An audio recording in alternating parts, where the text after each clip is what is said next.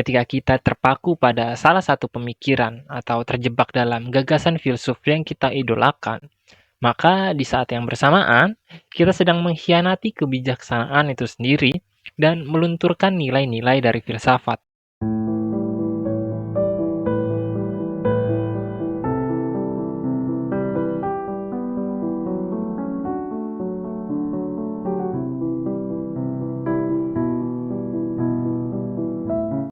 Ketika filsafat pada era saat ini telah banyak dikenal luas oleh masyarakat, terdapat beragam kemungkinan yang dapat terjadi hingga pada akhirnya merusak esensi dari filsafat maupun nilai dari ilmu pengetahuan itu sendiri. Contohnya adalah saat seseorang terlampau menyukai atau mengidolakan salah satu filsuf tertentu, bersamaan dengan pemikiran yang dibawakan oleh filsuf tersebut. Seringkali, ketika fanatisme tersebut muncul, maka di saat yang bersamaan akan lahir sebuah batasan dari kemungkinan kebijaksanaan lain yang dapat masuk dalam diri orang tersebut. Contohnya, ketika seseorang menyukai Nietzsche dengan nihilismenya atau Marcus Aurelius dan Seneca dengan stoicismenya.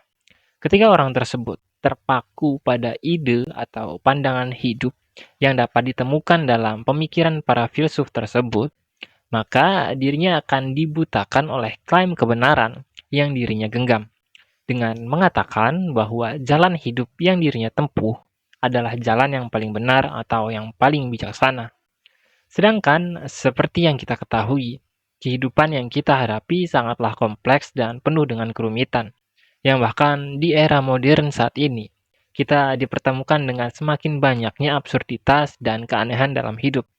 Jadi bisa dibilang, pemikiran para filsuf terdahulu itu belum selesai, dan tentunya membutuhkan penyempurnaan demi penyempurnaan. Oleh sebab itu, ketika kita terpaku pada salah satu pemikiran atau terjebak dalam gagasan filsuf yang kita idolakan, maka di saat yang bersamaan, kita sedang mengkhianati kebijaksanaan itu sendiri dan melunturkan nilai-nilai dari filsafat. Sekarang nih, saat kebanyakan dari kita mungkin masih sering memposting di media sosial salah satu quotes dari filsuf tertentu, atau dengan bangga menceritakan pemikiran salah satu filsuf di tongkrongan kita, justru filsafat itu sendiri telah berkembang lebih jauh, dan kita gagal untuk mengikutinya. Contohnya adalah lahirnya paradigma baru dalam filsafat yang disebut dengan metamodernisme sebagai lanjutan dari modernisme dan postmodernisme.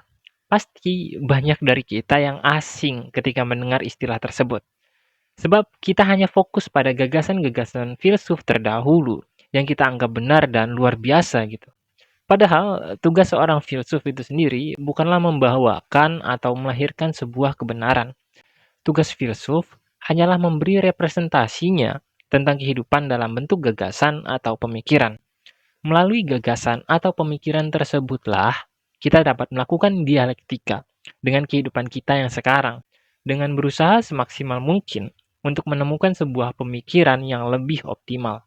Bukan justru terjerat dalam gagasan para filsuf itu sendiri, hingga melupakan sebuah fakta bahwa kehidupan dan realitas yang kita hadapi saat ini juga membutuhkan sebuah penafsiran atau harus berusaha kita nalar.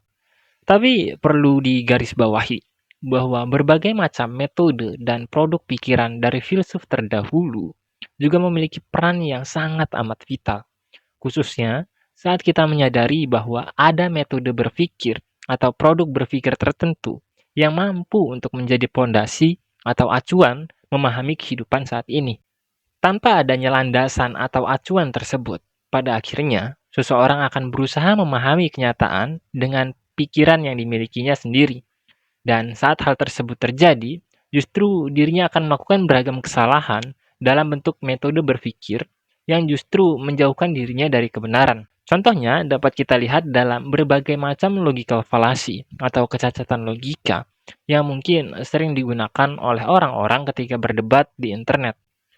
Oleh sebab itu, beragam pemikiran dan kebijaksanaan yang telah berhasil diciptakan oleh para pemikir besar di era-era sebelumnya sepatutnya hanya sebatas menjadi referensi atau bekal yang kita miliki untuk mengurai alur dunia saat ini. Jadi, jangan sampai beragam gagasan atau sudut pandang tersebut justru menjadi dogma yang menghambat perkembangan pengetahuan yang kita miliki. Saya sendiri sejujurnya sangat amat mengagumi Plato, khususnya dalam konteks gagasan yang dimilikinya tentang idea. Namun, saya berusaha menarik lebih jauh pandangan tersebut untuk melampaui waktu dan mengikuti perkembangan zaman, hingga pada akhirnya saya dapat menemukan pengaruh gagasan tersebut dalam beragam konsep pemikiran lain. Contohnya dalam bentuk pengaruhnya terhadap Plotinus dalam ranah metafisika, yang kemudian berdampak pada para filsuf-filsuf muslim seperti Ibnu Arabi dan kawan-kawan, hingga melahirkan pemikiran perihal ketuhanan, emanasi, penciptaan alam semesta, dan lain-lain. Kemudian pengaruhnya terhadap perkembangan idealisme dengan dua tokoh besar seperti Immanuel Kant dan Hegel, di mana Immanuel Kant berupaya menemukan nilai konkret dari moralitas yang berdasarkan ide, dan Hegel berupaya mengurai kenyataan berdasarkan fenomenologi, yang juga merupakan konsep ide dalam kehidupan masyarakat. Dan di dalam bukunya, Hegel menyebut hal tersebut atau ide sebagai ruh dunia, ruh objektif, dan ruh subjektif. Kemudian, pengaruhnya pada gagasan rasionalisme yang berfokus pada pengendalian ide dan penggunaan nalar manusia untuk mengurai dan memahami kenyataan itu sendiri. Kemudian, berlanjut pada eksistensialisme yang menekankan ide tentang menjalani jenis kehidupan yang paling berkualitas dan penuh dengan estetika. Ketika masyarakat luas justru menjalani jenis kehidupan dengan beragam ide yang buruk dan penuh dengan absurditas. Hingga berlanjut pada postmodernisme dengan Jean Baudrillard tentang simulakra-simulakrum yang mengurai lebih jauh tentang ilusi dalam kehidupan manusia, hingga mempengaruhi ide dan cara manusia hidup itu sendiri. Dan pada dasarnya, konsep ide tersebut masih menggeliat bahkan hingga era saat ini. Seperti Jordan Peterson dengan bukunya 12 Aturan untuk Hidup, yang menegakkan ide normatif dan moralistik perihal perkembangan diri seorang individu. Atau mungkin kalau kita ingin dekat dan ranahnya lokal, kita bisa melihat Rocky Gerung yang menegaskan kemapanan ide dalam bentuk metode berpikir yang berkualitas. Semua itu membuktikan bahwa satu pemikiran seorang tokoh filsuf tertentu dapat memiliki benang merah yang sangat amat panjang dan menuntut adanya perbaikan dan penyempurnaan di setiap zamannya.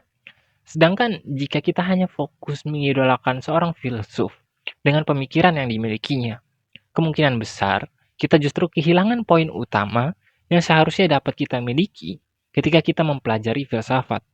Hasilnya, gagasan atau pemikiran para filsuf terdahulu justru membeku dan membatu di dalam kepala kita, hingga kita kurang mampu untuk menemukan relevansinya di dalam kehidupan nyata.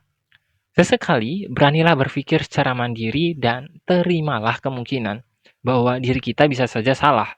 Namun, alih-alih merasa malu dan rendah saat kita menemukan diri kita salah, kita justru harusnya bahagia, karena di saat yang bersamaan, kita dapat menemukan sebuah kebenaran. Sekian gue Selta Sangning, sampai jumpa.